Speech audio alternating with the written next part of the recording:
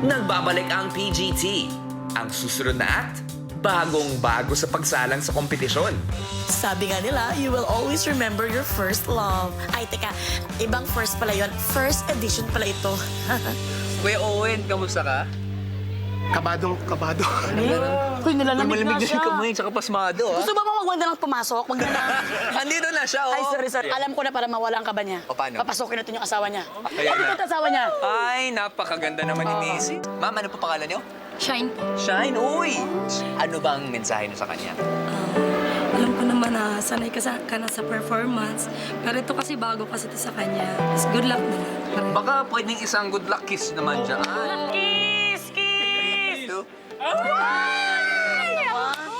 Ako po si Owen Bofil, 41 years old, from Bawan, Batangas. Nag-start ako at young age, ng grade 3 sa paggigitara.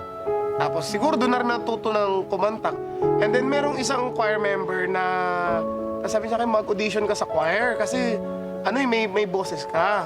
So, nag-try ako mag-audition. At first, hindi natanggap. Tapos, nung high school kami, nag-try ulit ako. Hindi pa rin natanggap. Yung rejection po, malaki yung naidulot sa confidence ko. Ako, hindi para sa akin. Laging ganun. Hanggang sa dumating na ngayong 2025, I think meron na akong kaunting lakas ng loob.